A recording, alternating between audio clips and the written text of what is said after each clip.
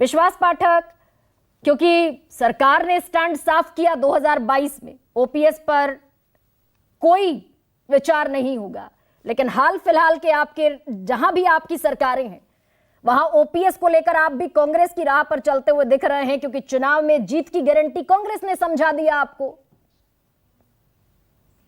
देखिए, भारतीय जनता पार्टी का सवाल है। 2004 से भारतीय जनता पार्टी ओपीएस के बारे में कंसिस्टेंट भूमिका लेके चल रही है।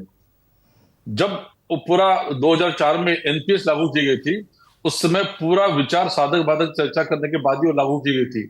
इसलिए देश में प्रधानमंत्री जो मनमोहन सिंह थे, जो अर्थशास्त्री थे, चिदम्बरम फाइनेंस मिनिस्टर अर्थशास्त्री थे, उन्होंने भी 10 साल तक इस बात को माना और नकारा नहीं।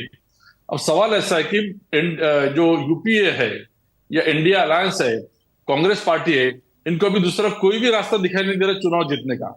इसलिए इन्होंने ये ओपीएस जो रिस्पॉन्सिबल मूव है, उसको उन्होंने भी अपनाया है।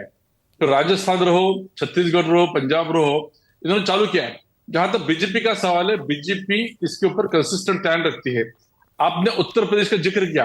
उत्तर प्रदेश में 11 सितंबर को परसों जो डिसीजन आया है, वो डिसीजन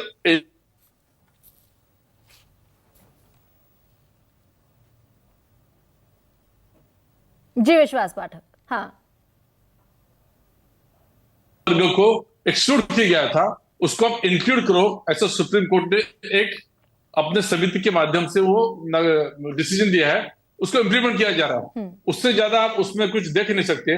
देखिए, जहां तक पेंशन का सवाल है, पेंशन के अलावा भी और काफी चीजें हैं जो हम जनता को दे सकते हैं। जैसे 2014 के बाद में भारतीय जनता पार्टी की सरकार ने, मोदी जी की सरकार ने डायरेक्ट टैक्सेस के दाम नहीं बढ़ाए, दर नहीं बढ़ाए। विदाउट इंक्रीजिंग टैक्सेस ये इकोनॉमी आगे बढ़ रही है। इनडायरेक्ट टैक्सेस के भी जो रेट्स थे, जो एवरेज 24% थे, आज वो 18% के नीचे आ गए हैं। मीन्स टैक्सेस न बढ़ाते हुए 11वें पायदान से इकोनॉमी 5वें पायदान पे आती है। हमारी इकोनॉमी 3.5 ट्रिलियन पे जाती है। वो यही दिखाते हैं कि स्ट्रिक्ट फिस्कल डिसिप्लिन जो मॉन्टेक सिंह अहलूवालिया ने बताया है, मुझे ऐसा लगता है कि इसको राजनीति न करते हुए देश के हित में क्या है उस प्रकार से सोचना चाहिए। बिल्कुल विश्वास पाठक, आपने कहा कि केंद्र सरकार का स्टैंड फर्म है, केंद्र सरकार ओपीएस पर कोई विचार नहीं करेगी, लेकिन जहां जहां आपकी सरकारें हैं वहां वहां आप विचार कर रहे हैं। सिक्किम के मुख्यमंत्री का आज का ही बयान है, वहां तो आप सरकार चला रहे हैं। देखिए, उनका बयान होगा, उन्होंने सोचा अगर किस राज्य को अपनी अर्थस्थिति, फाइनेंशियल डिसिप्लिन मेंटेन करके पेंशन दे सकते तो दे सकते हैं। लेकिन देश में चर्चा यह होनी चाहिए कि पेंशन देने से देश का प्रॉब्लम सॉल्व होने वाला है क्या? ऐसा बिल्कुल कतई नहीं है। अब एनपीएस वैसे लागू हो गई है, उसमें धीरे धीरे सुधारना हो रही है, इंप्रूवमेंट हो रहा है। हम लोग और थोड़ा सा पेशेंस रखें।